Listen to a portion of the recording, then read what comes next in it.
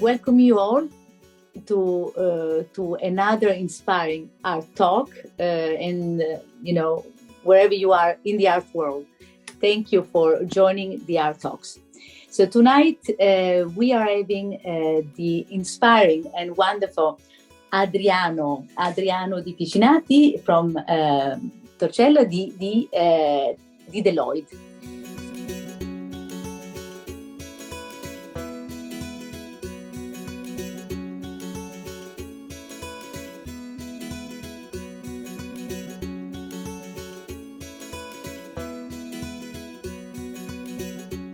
You are most of the guru for Deloitte to have organized this extraordinary art and market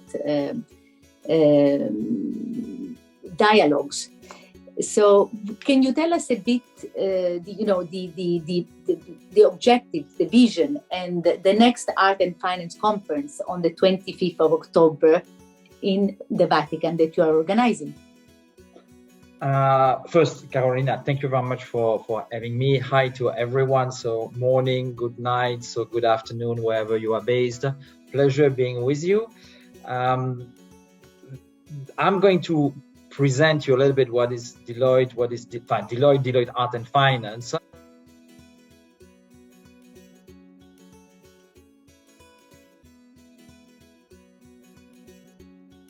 Questions, and I know that Carolina has already some questions for me. So I'm going to share a short slide deck. So just to explain you a little bit, so who I am, where I'm coming from, and what is Deloitte Art and Finance. So and Deloitte first, it's a of course global organization. Maybe most of you have already heard about Deloitte. It's a firm that provide consulting, tax and audit services globally. So it's a global organization. And I joined Deloitte 15 years ago in the consulting division. And of course, I've been always interested by the art world, the transformation taking place in the art world. And when I joined Deloitte in 2008, I had the opportunity to kind of trigger this initiative. So basically, very modestly, I have to say I'm the one behind the Deloitte Art and Finance initiative. Of course, I benefit from support from senior partners at Deloitte. Otherwise, I would not have been able to make it as of today. So that means that for the last 15 years, I've been developing art and finance within Deloitte, first in Luxembourg. And today, so this is something that I'm coordinating at the global level for the Deloitte organization. So in a nutshell, art and finance, what it is for Deloitte, it's a positioning on three sectors, so that are interconnected. So the first one is the financial sector. We are looking more at the one involved with ultra high net worth individuals and the one that are dealing with their art and collectible assets. That means that you have, of course, the ultra high net worth individuals, you have the private banks, the family offices, the insurance companies.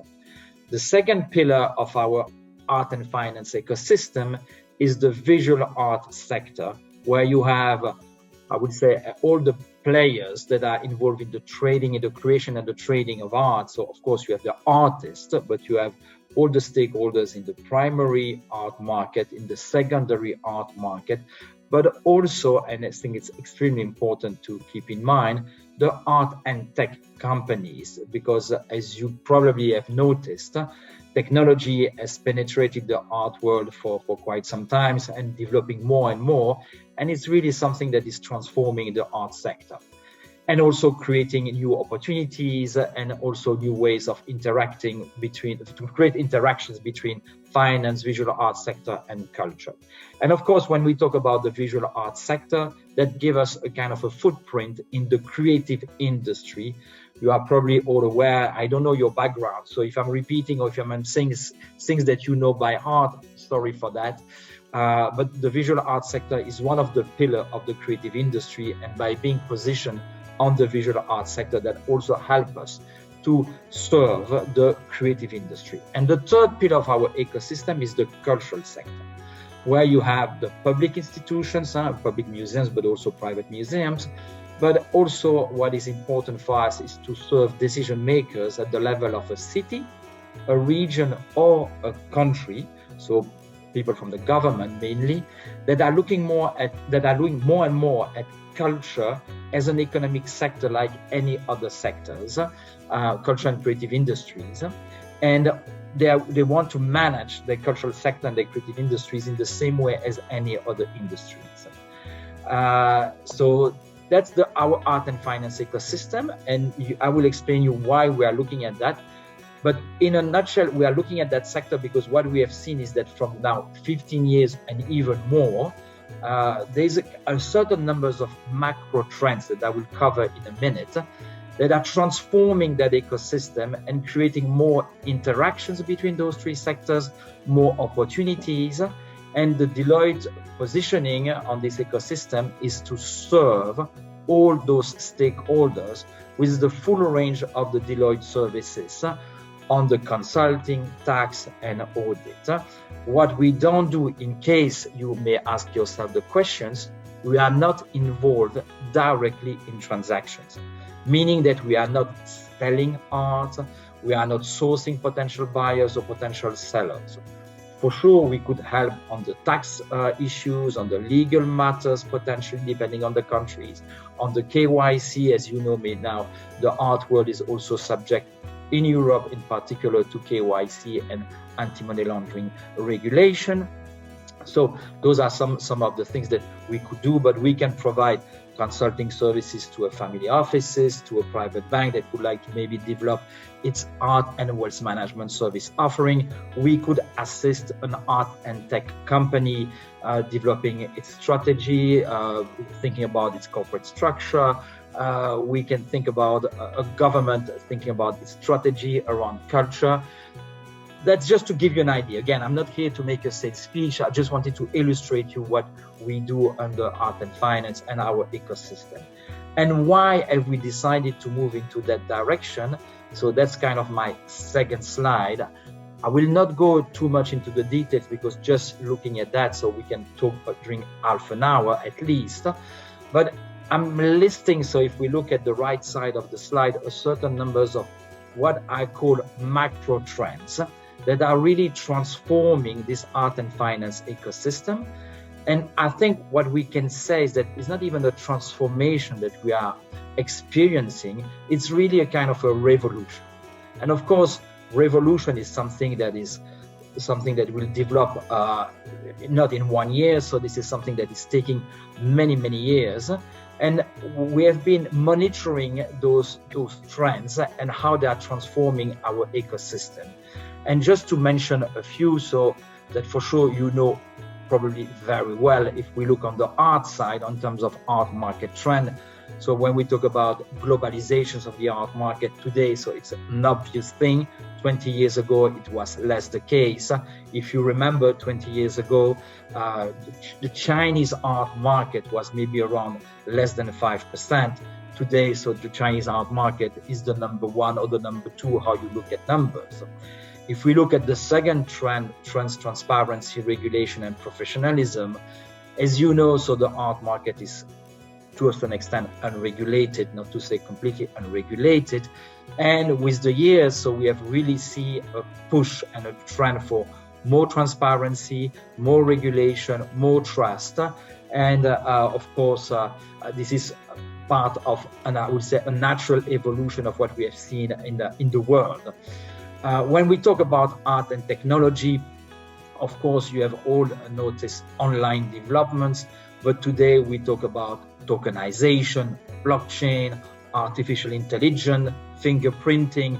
So plenty of new tech applications that can really support, on one hand, to experience the market better through digitization, virtualization, immersive experience, but also to trade, online trading, but also to increase trust and transparency through more data being available in the market, but also today with these discussions around how blockchain could potentially support in terms of trust and transparency, and with tokenization, how can we maybe also now see new developments around NFTs, and we can talk about that, around security tokens, for example.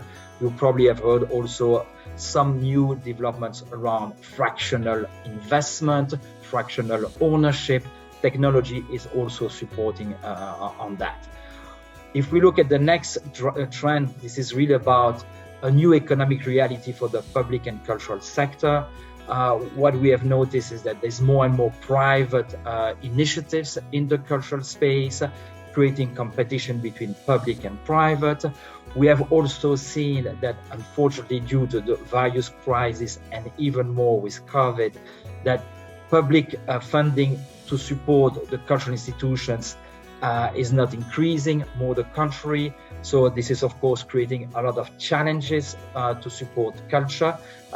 And we need to think about new ways of financing culture. I'm mentioning that because when I'm going to present you our next Art and Finance conference, we are really on that topic, because the topic of the 14th Deloitte Art and Finance conference is about art and humanity, new art and financing trends. But I'll discuss about that at a later stage. Now, if we look at the financial trends, so what we see there is, of course, through the years, is an increasing numbers of wealthy individuals.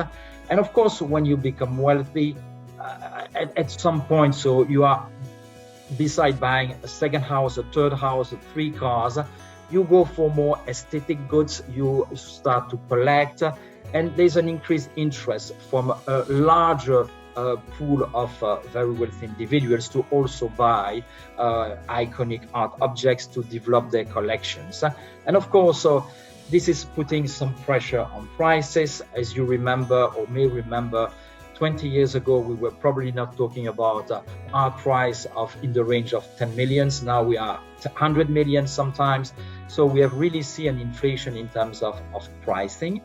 Of course, so this evolution is creating also an interest for art as a capital asset. I remember it was in 2008, if I'm correct. So we have seen new publications on the underperformance of masterpieces. We have seen also new figures coming on the financial performance, the correlation, the risk related to art asset. That has created a new dialogue on how to look at art object as potentially another kind of asset. And what we have seen is that, in fact, art is an asset that keeps its value over time. So it's really a capital asset. That's something that can also protect people against inflation. But we can also develop about that. And in the wealth management sector, we have seen a certain numbers of services developing, especially in the US. So services around collection management, tax and estate planning, art secure lending. So this is where you use your art as a guarantee to get a loan.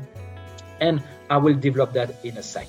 And so in order to accompany, I will say, this kind of pioneering role we have in this art and finance ecosystem, we have also we didn't know everything from scratch. So we are learning every day. We are testing our hypothesis, and one way to also monitor what we think is the kind of the evolution of art and finance. We also produce an art and finance report that you can download. So the last one has been issued in October 2021. It's the 7th edition. And when we look at, and our report is really around the role of art in wealth management. The key question that we wanted to ask when we issued the first report was, does it make sense to include art into a wealth management offering? And what I want to show you here, so if you are into wealth management and if this is relevant to you, that we have done 7 reports so far. And what we can see is that through the years, and our art and finance report is really based on surveys. So we interview collectors, we interview art professionals, private bankers, and family offices. And in fact, so what we see is that in 2021, this was kind of a long-term trajectory, but we have a conversion point around 80%. So the three categories of players that we have surveyed are saying, yes, it makes sense, or it's good to include art and collectible in a wealth management offering. So that just to show you that why we are continuing to also support this art and finance initiative, and to cover, of course, the wealth management sector. And I will tell you a bit more in a second. Also, I think what is maybe of interest to you is that when we are looking at, on our end, more specifically at the wealth management sector, we try to understand how much wealth is allocated to art and collectible assets by ultra high net worth individuals. It's an estimation, it's not an exact number, but we have estimated that there's around 1.4 trillion of US dollar that is allocated to art and collectible assets, not only art, also other kind of collectible assets, by ultra high net worth individuals. Ultra high net worth individuals are wealthy people, of course, that have 30 millions and more of assets. And of course, when we look at this number 1.5, so it's a big number. So it's not kind of it's substantial in a way. So that's really create opportunities for wealth management to also, on one hand, to serve the wealth that is allocated by ultra high net worth individual, but also maybe a fiduciary responsibility to protect that wealth. I wanted to say something else.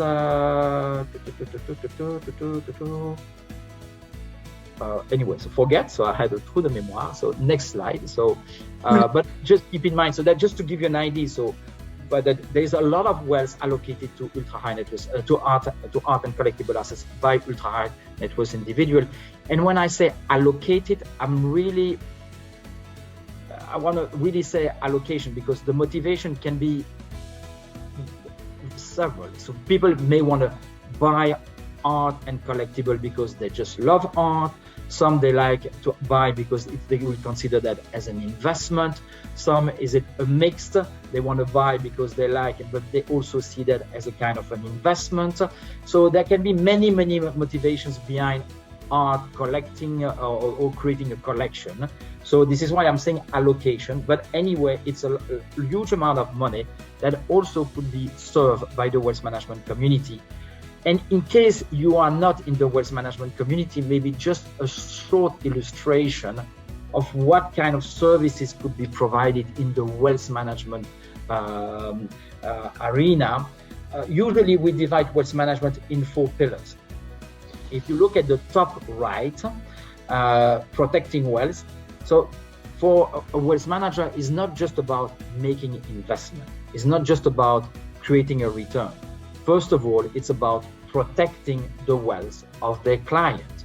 And I just mentioned the 1.5 trillion. So here you really have the idea of how do we help wealthy individuals, private banking clients, family offices clients, to protect the wealth they've allocated to their collectible assets. And this goes for inventory, collection management, valuation, insurance, reporting, governance, all those type of things. Because if you discuss with your friends and families, your collectors' friends, you may realize that in most of the cases, they've accumulated, they don't remember exactly where everything is, they don't have all the documentation, and so on and so forth. It's maybe not correctly valued, it's not maybe insured at all. So, and this is not really helping to protect the value allocated to the collectible assets. The second service offering, it's at the bottom right, converting wealth to income. This is really what we say in the wealth management sector about art secure lending. Maybe most of you are very familiar with this top service, art secure lending. And sorry if I'm just repeating things that you already know. But art secure lending, for those who don't know, is the possibility to borrow against your art collection. Not against everything, but that gives the possibility for an art collector in a way to turn his asset in a working asset. So he can borrow against its art and do whatever he wants to do with the money that he borrow, or build or buy another piece or invest into other things. So in the US, it's a growing business.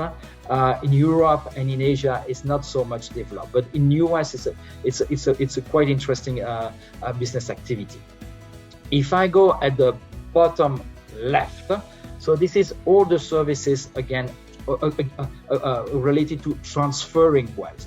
So I have 1.5 trillion of wealth allocated to art and collectible. What am I going to do with it? Am I going to give it to an institution? Am I going to create a private foundation? Am I going to give it to my heirs? Are they interested in receiving it? What are the tax and legal questions maybe that are also related to that? So this is really again about all the questions about what am I going to do with my collection when I'm not anymore on this little and beautiful planet. So a lot of things that needs long-term planning, what we call estate planning, that needs to be answered. And again, a service that is offered by the wealth management. Now, when we look at the top left, accumulating wealth, this is maybe what you have in mind when we talk about banks and family offices, investment. So there you don't have so many things in terms of investment into art. You may have heard about art funds. In terms of product, of course, people can buy an artwork and just expect that this price will go up and resell it. But in terms of investment product, you don't have so many. You have heard about investment funds, as I just mentioned. Success was not so great. There are very, very limited ones that exist today. Today, we have a kind of a new narrative thanks to blockchain and tokenization, and the discussions around fractional ownership, fractional investment. It's not that all not related to fractional investment or to blockchain and tokenization, but this is a topic that is getting more and more. I would say at least more is more in the press and it's more covered. So, are we going to see interesting new developments around fractional investment? Could we see also some new development around social impact investment? You may have heard about social impact investment. This is something that is kind of it's a major trend. This is something that is developing, of course, for climate change, for education, for healthcare. But could we see tomorrow social impact investment and culture? And now when we start to play with fractional investment, blockchain, tokenization, can we see fractional investment, tokenization, and blockchain helping to support social impact investment project, financing social impact cultural project? Organized now an art and finance conference. We started in 2008 with the first art and finance conference. Timing was a bit tough because we did it in October 2008. For those that are not too young, you may remember that we had a very important financial crisis. But we did it. And every year we have done one art and finance conference, except last year due to COVID, just to make the story simple. And this is a kind of an art conference that has been in many different places. We did it in Milan, we did it in Miami, we did it in Basel, in Maastricht, in Luxembourg, of course, in London, in Paris. And this year we have the immense privilege to be able to do it at the Vatican in Rome. It's a full-day conference. It's by invitation. And the purpose of the conference is really to be, in a way, provocative, to try to discuss new potential topics. And so this year, main subject is art and humanity, new art and financing trends. I just put you here the 4 key panels, but we will have also some keynotes. So we have privilege to have 2 keynotes from people from 2 persons from the Vatican that will have that will do keynote in the morning and the afternoon. But on the main topic, we are going to have the first panel, which will be on sustainable impact investment and culture and creative sector. So again, just to connect to what I just said before, so we would like to explore in that panel how we can use sustainable impact investment, social impact investment with applications to the culture and creative sector. What is going to be quite interesting, I hope, for these discussions on top of the discussions of the panel and the panelists, you see that this panel will be moderated by Valeria Brambilla. She's a very senior partner at Deloitte Italy. the conference, by the way, is organized by Deloitte Italy and Deloitte Luxembourg.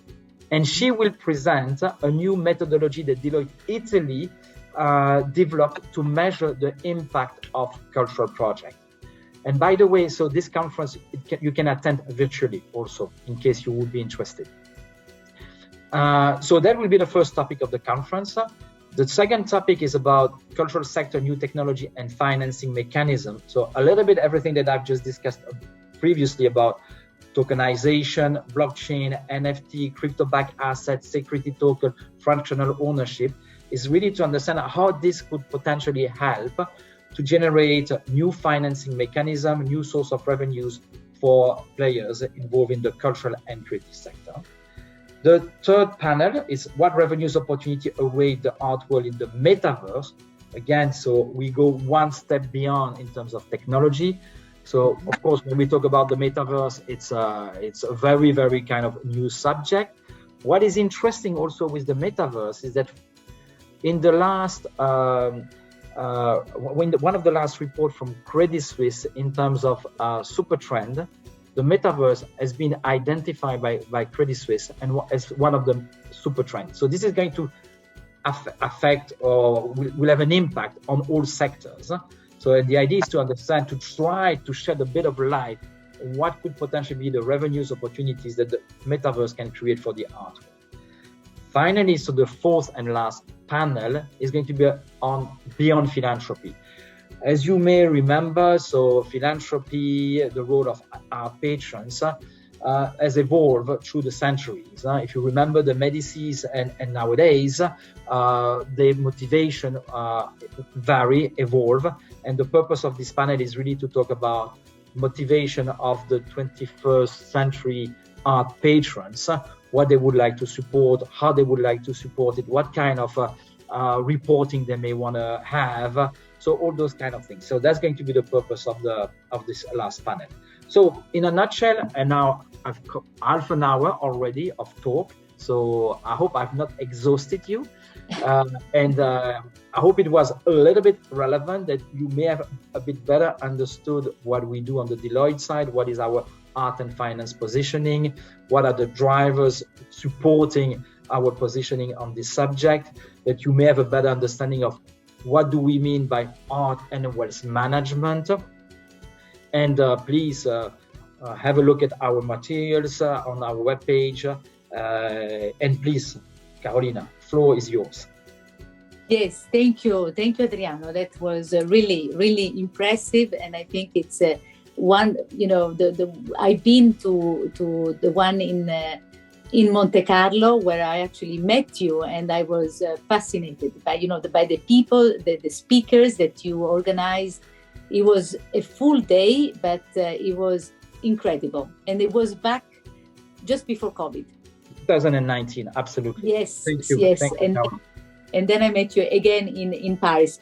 But it was really, really impressive, because I think it's the beauty, as you said. Even a smaller talk, it takes a lot to organize. But I am with you, thinking of all this organization of speakers and the story behind every panel. It must be quite a story. Yes. It is. I have to say so. It's not I would say organizing an event is never easy. We try to do it with the good spirit. The idea again is really to try to bring new topics, to be not to repeat things that have already been done. As you may have seen, so we distinguish ourselves to any other, I would say, conferences in the art space, because our focus is not so much on art, because there are already many events that talk about art, new movement in the art business, in the art creation, these kind of things. We are really, with our art and finance positioning, we are on the ecosystem. So our role is really to support the ecosystem. So we are complementary to everything that I think is taking place with other events. This year, so we expect 400 people attending our Art and Finance Conference. But as I say, so there is also this virtual participation opportunity in case you would be interested. And again, our idea right from our idea, as we said at the beginning, is to try to create this dialogue between those three sectors: finance, visual arts sector, and cultural sector, because they need each other. Usually, so they are in silo. So the visual arts sector people talk to each other, but not so much with maybe people from the cultural sector, and even less from the financial sector side. Same thing with the other sectors. And the idea is really to try to bring the three sectors together and to engage in a dialogue, because we believe that they need each other, they can support each other, they can benefit from each other, and by creating this more holistic or more 360-degree approach, everyone will support, and that could maybe accelerate to a certain extent. So also the process that is going on for so many years now in that space.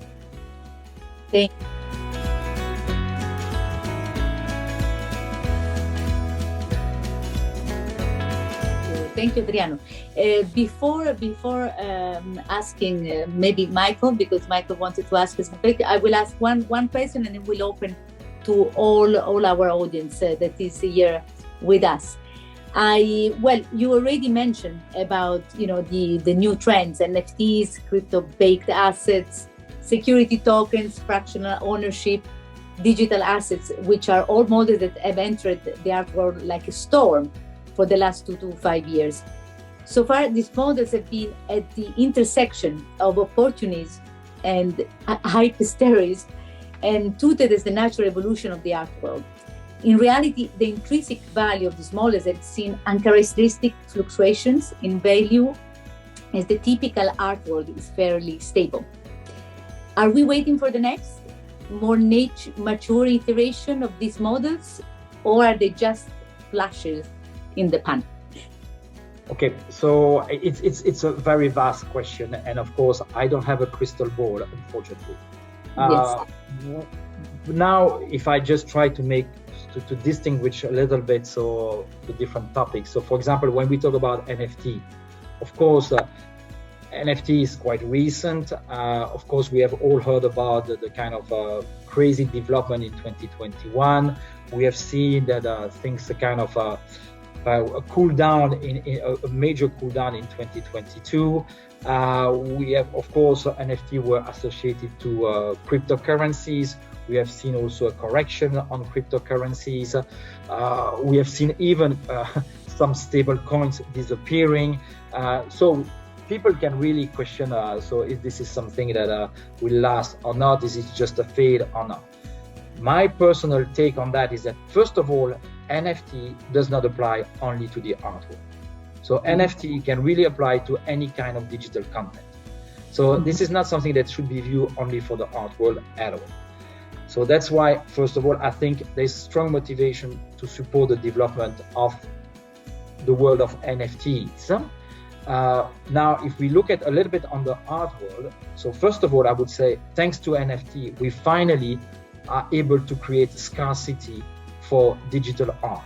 And that's really helped to support the growth of the digital art market and to support digital artists, so the ones that are creating digital art.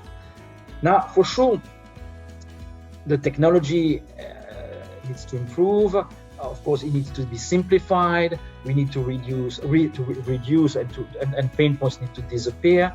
You probably all have heard about the merge that took place last week on Ethereum.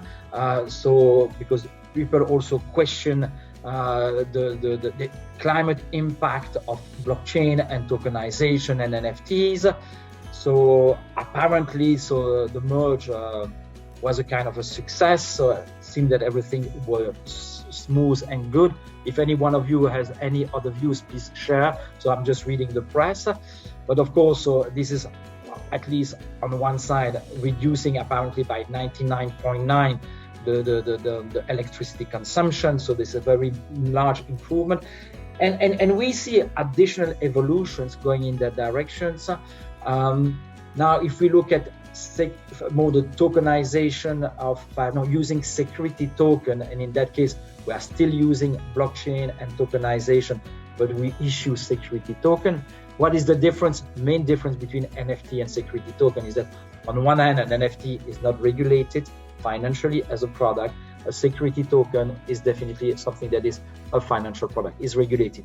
Now, of course, regulation is not yet fully there. Depends about the countries. If we look at Swiss and Liechtenstein, they're a bit more advanced. In Europe, so you may have heard of discussions on MiCA. So security token is part of this regulation. So things are improving. And we can go on and on and on. I think it's a long-term process. I think this is something that is, for me, not a fade. I don't think this is something that will kind of conquer or be everywhere and will grow from one day to another by being massive. It will be a gradual adoption and understanding. So it's a long-term process, but I think so. The train really left the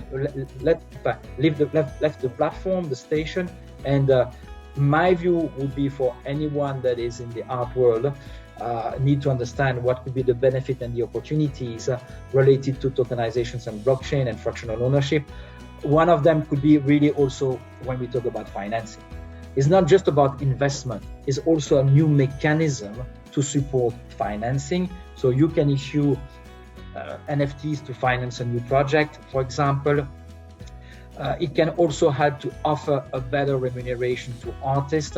As you know, in the smart contract, we can add a kind of a royalties that will be paid in case of secondary market to the artist. So there's a lot of potential benefits that could be generated for the different players, and to try to really leverage it in the best way possible, depending on where we fit in the market. So that would be my view. So my strong recommendation, in a nutshell, keep an eye on it. Try to understand where this is going and how you could potentially benefit from it.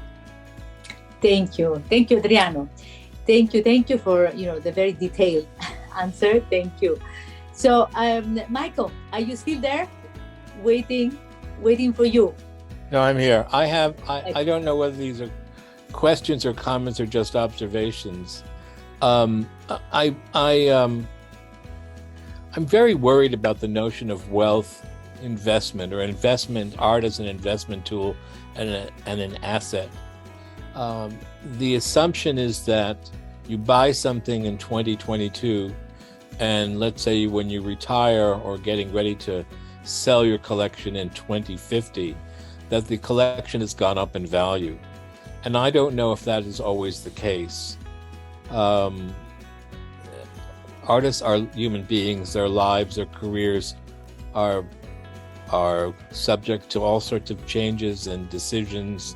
A very well-known American painter who I'm a great fan of decided at the age of 65 to stop painting. I find it, I just don't know how to explain. It just rubs me the wrong way. The same way the fractional investment rubs me the wrong way. It seems like the way people buy horses, where they share in the ownership of a horse, and then if the horse wins the race, they share the profits. But art and artists are not horses. And I think the aesthetics and the values and the reasons one collect, I may be just naive this way, is about a kind of passion for the visual art, to live with something that gives you pleasure, that makes you think, that sort of is an interruption to the day-to-day routine of your life, and you have a moment to just enjoy something. And pleasure seems to be something that seems to be not part of the equation here at all. The other thing that I don't quite understand is in all of these various departments, there's no mention of scholarship. And this is, I find, troublesome. Again, because, and I remember meeting with the Rubels years ago. I've known them for many, many years. They have the museum in Florida. They're serious collectors. And one of the things that impressed me the most when I went to see them in Florida for the first time, they had moved to New York, they had built this new place, and we sat to have dinner, and I looked around. He had this extraordinary library. He said, of course, Michael, I need a library. I need to educate myself. I need to know things. I need to find things out. That all seems to be not part of the equation here at all. It is strictly about the value of something, and will it go up in value or will it go down in value? I'm just confused by all of it. I think it's great, the opportunity to discuss all of these things. All this new technology, as far as I can tell from what I've seen of the work is dreadful. I've only seen one project that looks interesting at all, and that's a new project by Frank Stella. But most of these other kids are doing it. I have nothing to say, nothing really to offer. And it reminds me of the kind of sudden impact that Lucite had in the 60s when everybody suddenly discovered plastic as a new medium for art. And Marion Goodman did a whole series of editions in mech and prints by certain artists, and that was very trendy and very successful, and then it all faded away. There were beautiful pieces by Louise Nevelson. I happen to own a Philip Guston print done on plexi. Barnett Newman did a piece on plexi. Klaus Oldenburg did on plexi. But it's not as if it continued the revolution into the 70s or 80s or 90s. I mean, no one cared after a certain while. So those are kind of my observations. I mean, I'm interested to always discuss and always to learn. I think what you're providing is an amazing amount of information, and I would think that in considering where we are today, both cultural institutions and private institutions need to be better educated on how to raise money and where to get money, and philanthropy, and all of that is extremely important, and it's interesting. I have a friend on the board of a museum in the Midwest, and they're having a huge problem now raising funds because of the pandemic. People stopped giving, and suddenly there were demands, other demands, social demands, humanist demands that they had to decide where the money was going to go. Anyway, so those are just the comments I wanted to make. I mean, I find it fascinating. I would love to attend the conference. I'll go to Rome for the day. That seems great. But maybe doing it virtually would be fine too. And I thank you for the information. One other question I have, finally a question. So you're in the business to provide this as a kind of consulting agency? I mean, who comes to you to get advice? Collectors, wealth managers, museums? Who are ultimately your clients? Thank you. Thank you, Michael. I'll try to I'll comment more than answering your first points, and I will come back to the second questions afterwards. I'm not here to convince anyone to invest or not to consider art as an investment. Deloitte is not in the investment business, so we are not here to make any investment recommendation. So to the question, is it a good or bad investment? We leave that to investors and to the one that offer the product. What we can definitely say is that clearly it's a capital asset. So capital asset and investment is something different. When I say capital asset, that means an asset that keeps its value over time. In most of the cases, I'm not saying that always also. So let's be prudent again. So meaning that when it's about a capital asset, it's something that it's mean that you also have to protect the wealth that is allocated to this capital asset. Whatever the motivation behind, is it investment? Is it just emotion? Is it ego? Is it social? So that's really, so the motivation, I leave it with the one who buy. So this is why, so we think there's an opportunity and a fiduciary responsibility for wealth managers to also include art and collectible in their service offering. Now, we have to say that there is a public that is looking also for investment. And our role, again, is not to say it's good or it's bad, but it's to make sure that things are organized in a proper way. It's set up in the right way with all the right parameters. So we could help. So the one that would like to develop those products on different matters. So that's what I may want to say maybe on the investment side. Now, fractional ownership, because you mentioned that, I think, yes, there's again, so there we have to understand that there are different kind of people on this planet that have different motivations, and they may want to have different exposure. So if you something that was interesting that you mentioned about the museums, friends that you have, so they have difficulties to raise funds. one of the questions that we're asking ourselves, and it's more kind of a provocation on our end, but if a museum wants to buy an artwork but doesn't have the money to buy it because it's becoming too expensive, could he think about another way to do it by maybe offering the possibility that also the private could own it with the museum? So we would have a model where you have a kind of a co-ownership model of an artwork. There are some cases, some real cases where it happened and it was successful, and people were kind of motivated to say, yes, I'm also a co-owner of this painting that is now in this museum. So this is a way of being of fractional ownership, if you want. And we move a little bit from a system where we think about crowdfunding to maybe crowd ownership, so to be tested. Another provocation on my side, as you know, in museums, they have great art, it's fantastic. And I know that probably I'm going to, for some of you, I'm going to maybe say something that they would say, wow, this is impossible, this is never done. But let's be pragmatic. Today in museums, you have all those collections, and they have definitely a great cultural value, but they also have a monetary value. And today, so this monetary value is not at all used to support the mission of the museum. Could we think, and again, I'm really being provocative here, could we think that the museum could say, okay, let's, instead of owning the work only by ourselves, let's open it to other co-owners, and they have to buy a fraction of it, 1%, 10%, 50%, whatever, but the works will always remain in the museum, will never move out, so they don't have the possibility to sell the work, but they will co-own it. And you have a little bit the kind of the Patek, if you want, spirit. So I own something that maybe tomorrow I will give it to my kids. And of course, the museums may say, because you are helping us, you co-own it with us, we will have maybe some fringe benefits. Would that be a new mechanism to test, to create? I know a case in Belgium of an artwork that has been tokenized, and it's owned by a certain numbers of private individuals. And today, this work of art sits in a museum that has helped the museum to increase its collection and its offering.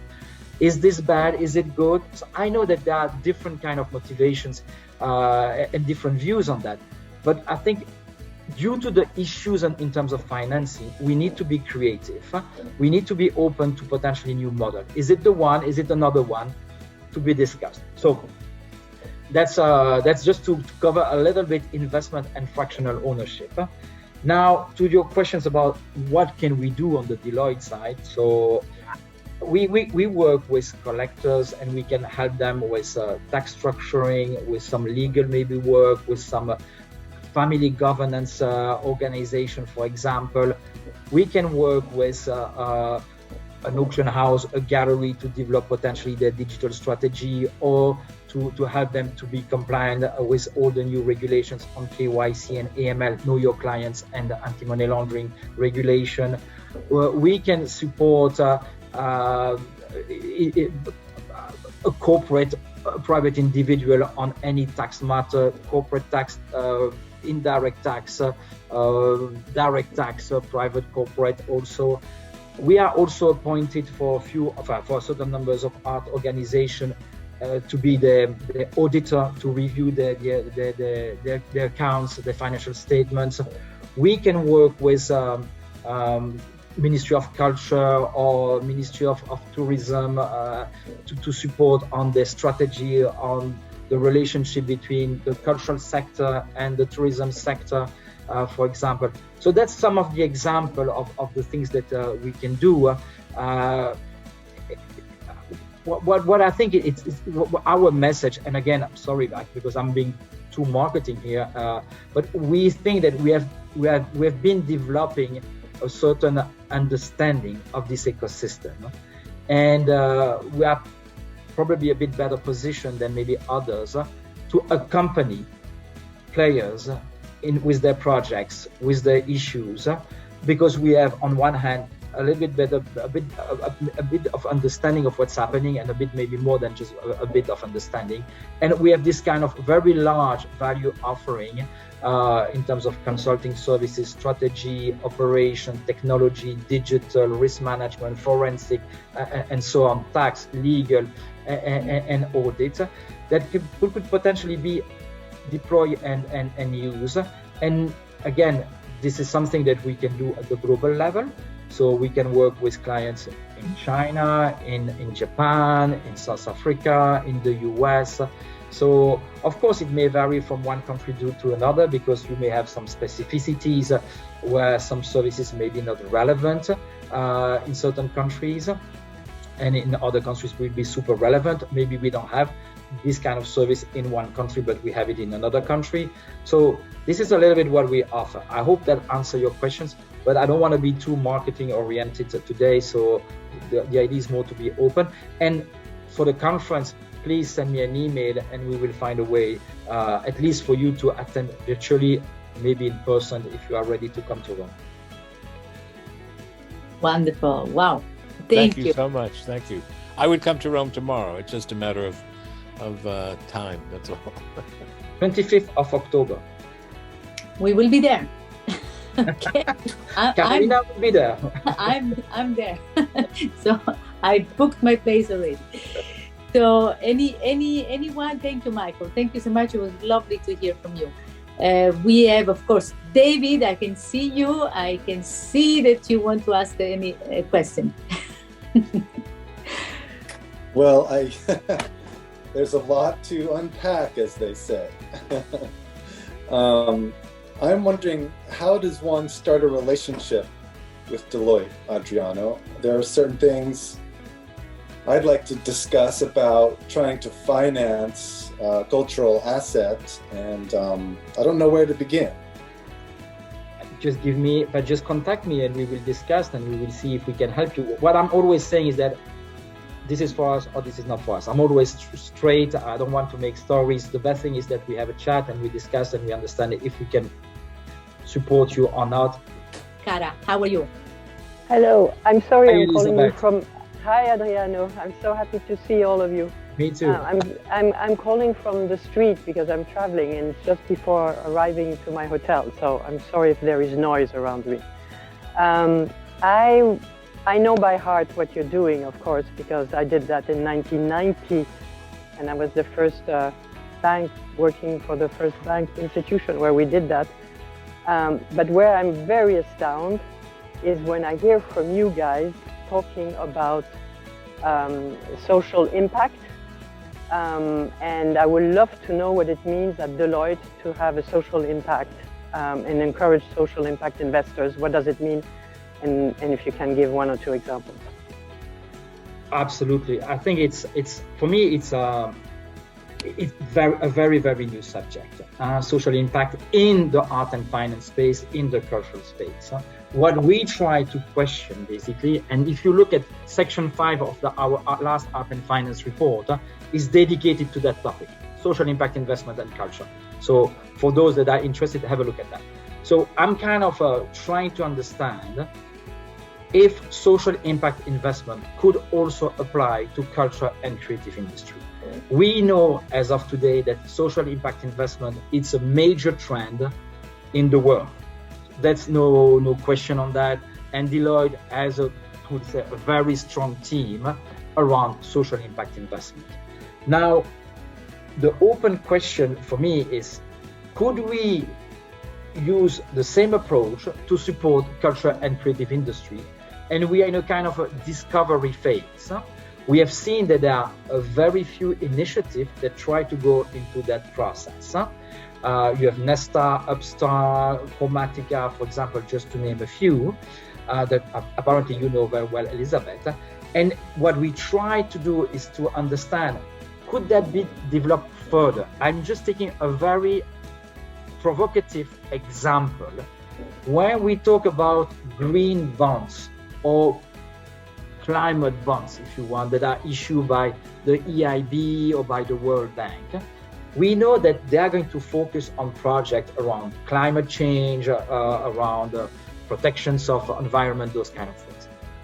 would it be conceivable that the World Bank, the EIB, those kind of organizations issued cultural bonds that will finance cultural and creative projects?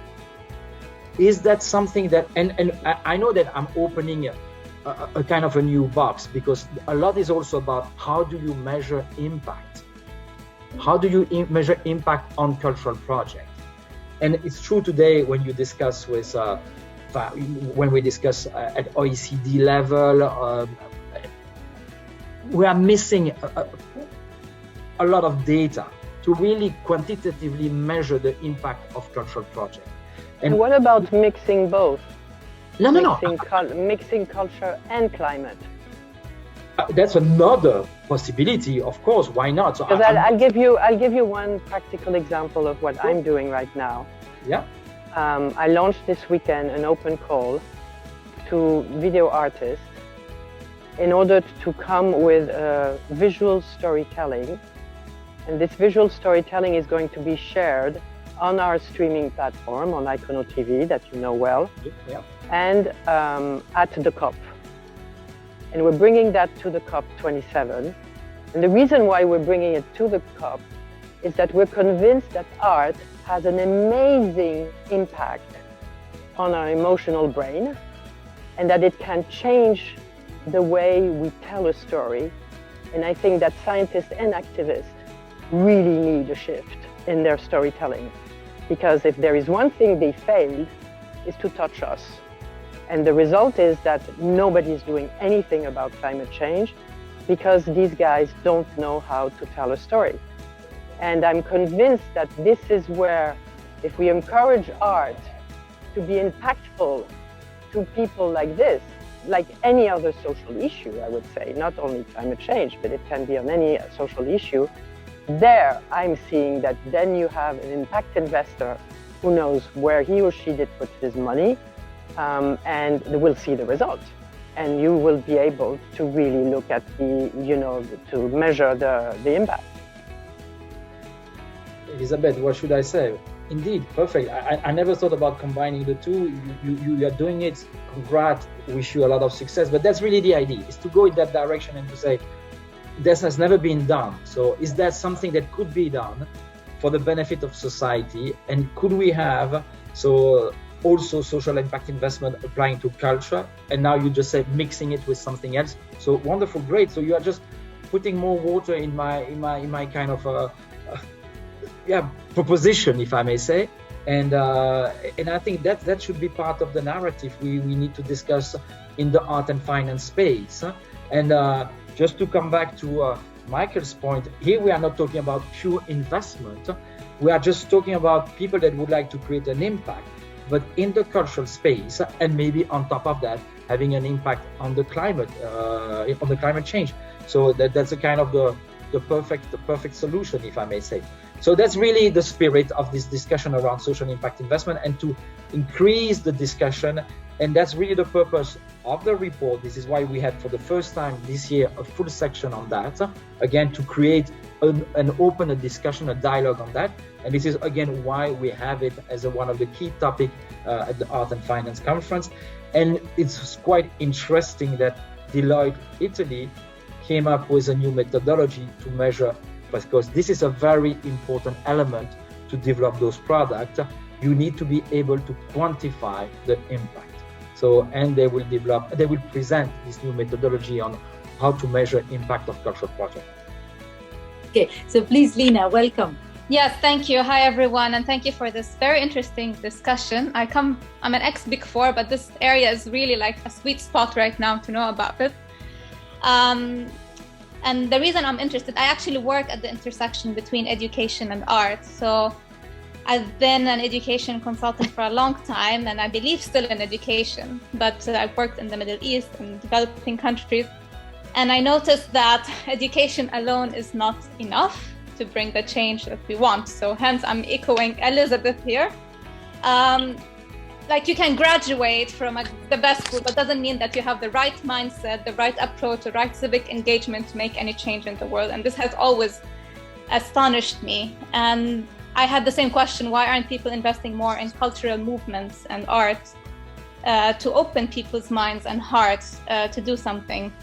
So right now I'm working a little bit in Saudi Arabia, which is opening up to the art and culture scene and developing Royal Academies of Art. But also I am originally from Lebanon, which I see how much they're suffering, but there's the money is just going into basic survival, but not really on the long-term movements that will really bring the change. So I was very curious to understand from you, since you had discussions with governments, what are the key topics that you are discussing in terms of investing in culture, and what are some of the challenges that are arising from these discussions? Thank you.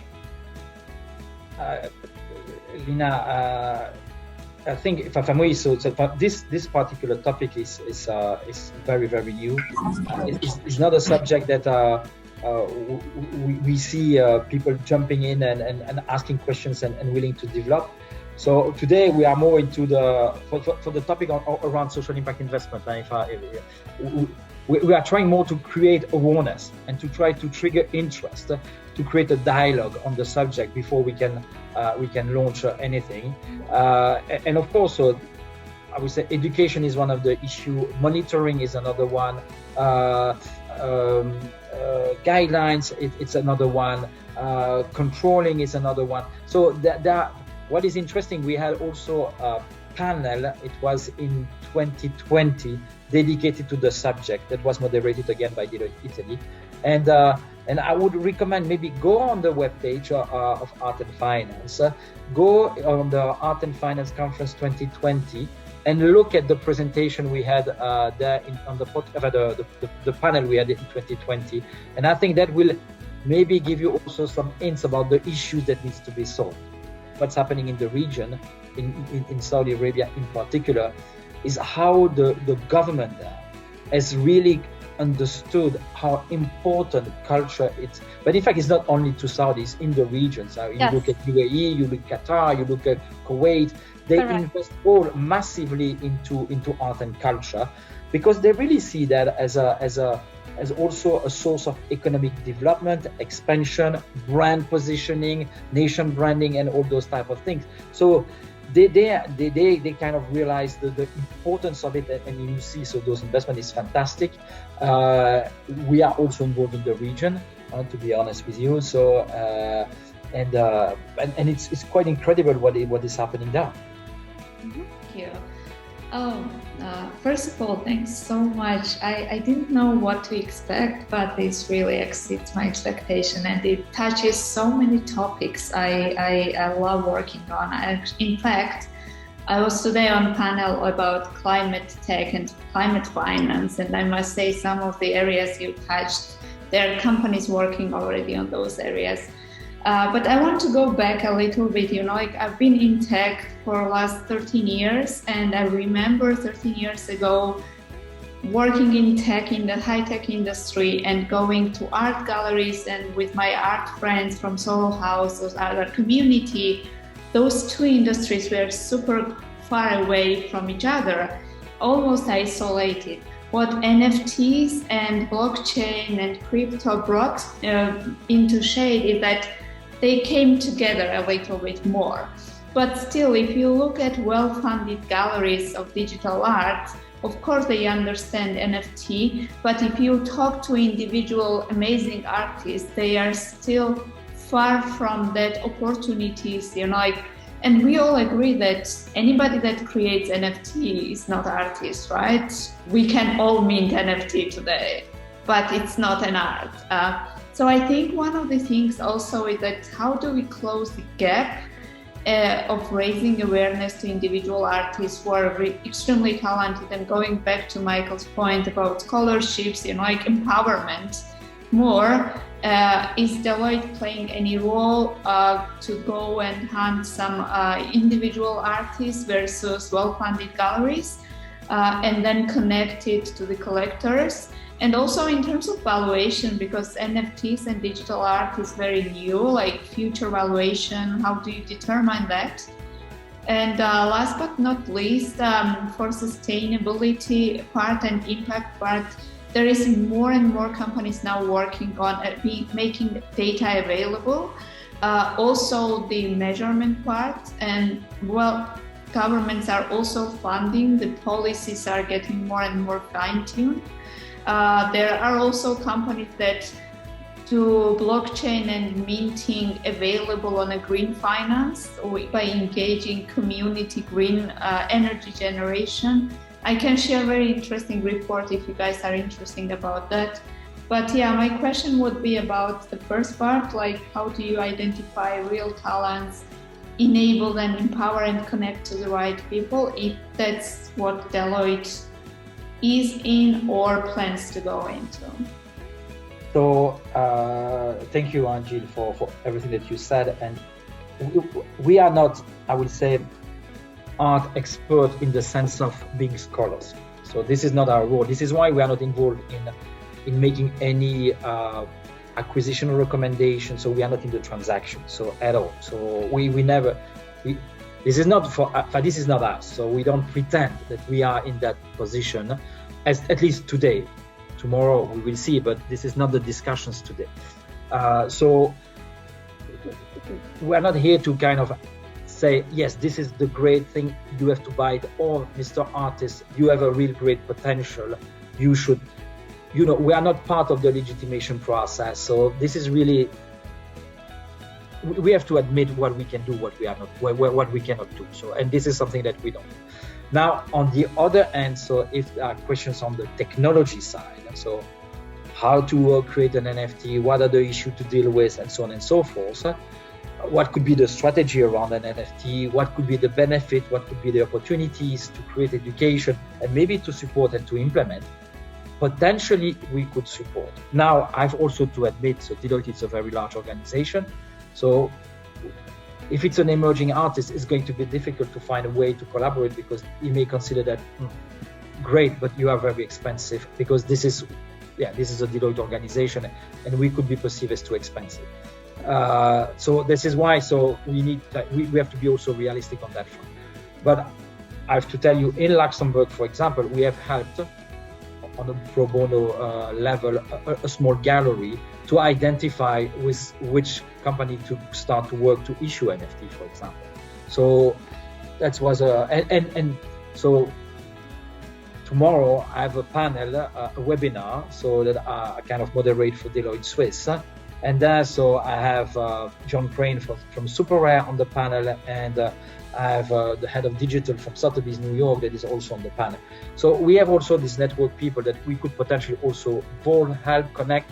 Our role is also to help in the networking. So maybe, of course, everybody has a very precious time, but if there is interesting value proposition and there's a mutual interest, we can also facilitate this kind of a discussion between people that have the right expertise, so potentially.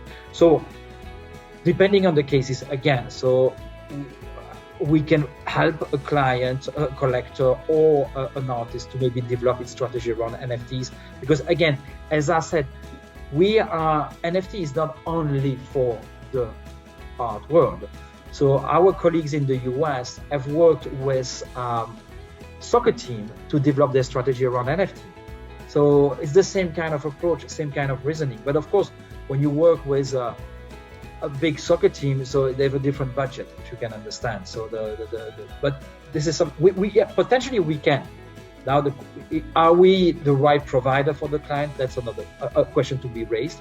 Otherwise, so we know people that we could potentially put together in case. You also had a question on valuation. So valuation, not only for NFT, but also for, I would say, more classic artworks. This is something that we don't do. So we don't provide valuation. At least Deloitte does not value an artwork, a digital or a physical. We can organize, but again, it depends on the scale of the project, a valuation process. We know a certain numbers of valuers, appraisers in the world that we could potentially team up to develop a valuation process. By the way, so I know that if my colleague from Italy would have been there, so maybe she would have also mentioned that Deloitte Italy has valued the return of the Colosseum. So just to tell you, so some people have done that, but I would say valuation for NFT and I would say physical art object or any collectible. This is not something that Deloitte is doing today, but we can organize neutral, independent processes to guarantee that everything is kind of structured in the best way. So that we can do, but we will not be the one saying this value is 1 million or 0 or 1. So again, so let's be honest in what we can provide, what we cannot. Comunque, the most important thing is to thank our wonderful audience that was here, very, very engaged, which is really wonderful to see from the small world. And of course, to be the most important thing is, Adriano, if anyone would like to join, maybe online, they can, or I'm not sure if they can be there, all of them in Roma, but digitally they could follow. You have all my email address, so please, if you want and if you find this of interest, reach out for the conference, for the report, for other things. I would like to thank you all for this super vivid discussion, so thank you so much. Carolina, splendid. So Tony, bye-bye, I think you are leaving, so thank you.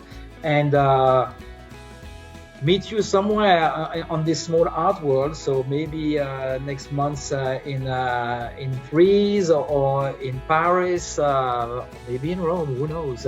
But anyway, so I hope it was of interest, and I wish you all the best in your personal and professional life. We live absolutely crazy moments nowadays, so let's enjoy every day, and let's continue this. And Julia, we are with you. Thank you so much, and all the best to everyone. And Carolina, thank you again for organizing. Grazie. And thank you for the great question. Bye bye. Grazie, Bonsoir, grazie. à bientôt. À bientôt, Adriano. Ciao, We ciao. will thank you.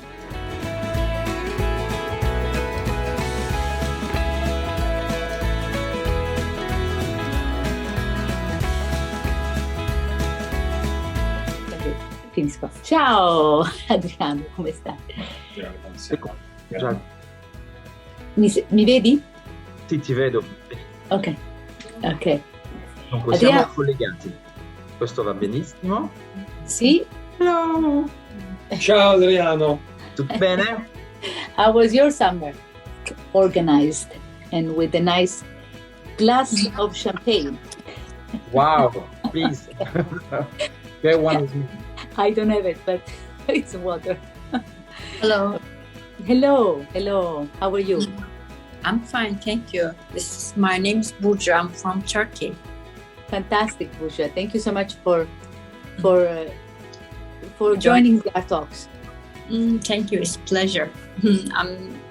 I can't wait hearing your presentation. Let me say. Thank you, Burja. Thank you very much. And after we do our presentation, as you said, our dialogue more than presentation, we will have some Q&A. If you have any questions, please. You are more than welcome to ask them. Thank you. So I will just mute everybody at the moment. So There's definitely room to explore the feasibility of it. And I will leave on that. Wish you all plenty of great things. Again, François, Carolina, all the best to you. Grazie. A prestissimo. Grazie mille. Grazie. Buonanotte. Thank you so much. Thank you. Buonanotte. And of course, the Art Talk this is the community. So you are part of it. Again, grazie. Buonasera e buon weekend to everyone, wherever you are in the art world. E adesso ci possiamo prendere un bicchiere di vino. Ok. Ciao, Sì. ciao. Bene. Ciao, thank you so much. Good one. Arrivederci. Goodbye. Ciao ragazzi, bye. Thank you. Ciao Francesco, bye. Thank you so much for coming and for Thank you, joining. Carolina. Ciao. Hey, ciao Maria.